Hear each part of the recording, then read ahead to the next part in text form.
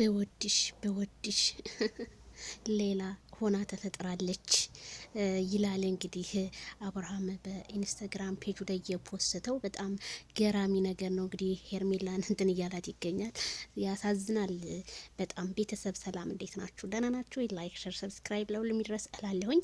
እንግዲህ ውሽሚትን እንግዲህ እያቀበጣት ይገኛል አቶ አብርሃም ማለት ነው። እንግዲህ በኢንስታግራም ፔጁ ላይ እኔ ካላንቺ ህይወት መኖር አልችልም፣ ያላንቺ መኖር አልችልም አይደለ አልክም ሩታንም ስትል ነበረ።